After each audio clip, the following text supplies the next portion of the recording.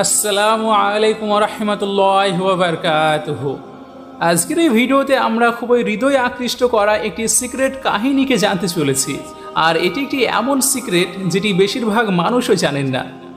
আপনারা সকলে হযরত ইব্রাহিম আলাইহিস সালামকে আগুনে ফেলার কাহিনীর সম্বন্ধে খুব ভালোভাবে জ্ঞাত আছেন, কিন্তু আপনি কি জানেন যখন হযরত ইব্রাহিম আলাইহিস সালামকে আগুনে ফেলা হয়েছিল তখন সেই সময় এই টিকটিকিরা মানে এদের বংশধররা সেই আগুনকে উস্কে দিচ্ছিল।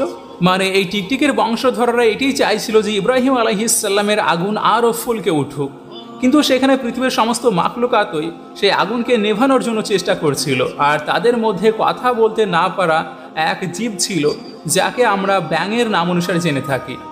যখন ব্যাঙ এটি জানতে পারলো যে হযরত ইব্রাহিম আলাইহিস সালামকে আগুনে ফেলা হয়েছে, যদিও তার কোনো ক্ষমতা ছিল না যে সেই আগুনকে গিয়ে সে নেভাতে পারবে, কিন্তু তবুও ব্যাঙ সম্পূর্ণ চেষ্টা করতে শুরু করলো। সেই জন্য সে ছুটতে ছুটতে নদীর কিনারে এসে পৌঁছালো, আর নদীর কিনারে গিয়ে নিজের ভিতরে যতটা পানি আটকানোর ক্ষমতা ছিল ততটা ভরে নিল। তখন নদী তাকে জিজ্ঞেস করলো, আরে ভাই, তুমি তো প্রত্যেক দিন পানি পান করার জন্য এসে থাকতে, আজ আবার পানি নিয়ে কোথায় চলছো? তখন ব্যাঙ নদীকে বলল, এই নদী, তুমি কি জানো না আল্লাহর নবী হযরত ইব্রাহিম আলাইহিস সালামকে আগুনে ফেলা হয়েছে? আমি সেই আগুনকে নেভানোর জন্য এই পানিকে নিয়ে যাচ্ছি।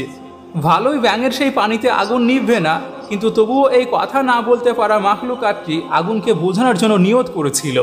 আর আল্লাহ রাব্বুল আলামিন কোনো সংখ্যা কিংবা কারোর শক্তি দেখেন না, বরং তিনি নিয়তকে দেখেন। সেই জন্য আল্লাহ রাব্বুল আলামিনের ব্যাঙের এই নিয়ত খুবই পছন্দ হলো। যেখানে টিকটিকির বংশধররা আগুনকে উস্কে দেওয়ার চেষ্টা করছিল, সেখানে আবার অপরদিকে ব্যাঙ সেই আগুনকে নেভানোর চেষ্টা করছিল। আর এই জন্যই আল্লাহ রাসূল সাল্লাল্লাহু আলাইহি সাল্লাম টিকটিকিদেরকে মারতে আদেশ করেছেন আর ব্যাঙদেরকে বাঁচাতে বলেছেন।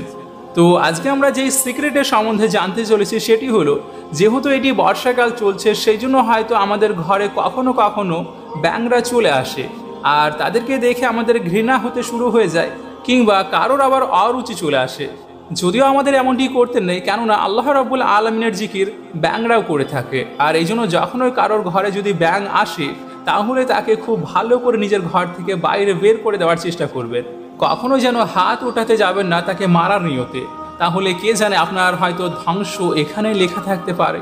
ভালোই মানুষের দোয়া তাড়াতাড়ি কবুল হয় না, কিন্তু কথা না বলতে পারা এই প্রাণীদের দোয়া আল্লাহ রাব্বুল আলামিন খুব তাড়াতাড়ি কবুল করে নেন। আর এর সঙ্গে যখনই আপনি আপনার ঘরের ভিতরে টিকটিকি কিংবা তার বংশধরদেরকে দেখতে পান, তাহলে সঙ্গে সঙ্গে কোনো রকম ভয় না পেয়ে তাদেরকে মেরে ফেলার চেষ্টা করুন কিংবা ঘর থেকে তাড়িয়ে দিন, কেননা এরা নবীর বিরোধিতা করেছিল। আবার তাদের শরীরে বিষেও পরিপূর্ণ থাকে। কিন্তু যখন আপনি ব্যাঙকে আপনার ঘরে দেখতে পাবেন, তাহলে তখন তাকে খুব শান্তিপূর্ণভাবে নিজের ঘর অথবা বেডরুম থেকে বের করে দেওয়ার চেষ্টা করবেন। এখানে হয়তো আপনাদেরই ভালো হবে। আমরা আশা রাখছি আপনারা হয়তো বুঝে গিয়েছেন যে ব্যাঙের সম্বন্ধে ইসলামে কি বলা হয়েছে। আল্লাহ রাব্বুল আলামিন আমাদেরকে ভালো ভালো কথাগুলিকে শুনে তার উপর আমল করার তৌফিক দান করেন। আমিন সুমা আমিন। কিছু ব্যক্তি হয়তো এই ঘটনা না জেনেই ব্যাঙের উপর হাত উঠিয়ে বসে, আবার কেউ কেউ তাদেরকে মেরে ফেলে। তো সেই জন্য আপনার কাছে রিকোয়েস্ট থাকবে যে সেই সমস্ত মানুষদের কাছে আপনারা এই ভিডিওটিকে অবশ্যই শেয়ার করুন, যাতে করে প্রত্যেক মুসলমানই এই জিনিস থেকে বেঁচে থাকতে পারে। আল্লাহ রাব্বুল আলামিন এর সব অবশ্যই দান করবেন, আর ভালো জিনিসকে অপরের কাছে পৌঁছে দেওয়াও একটি সদকায় হয়ে থাকে।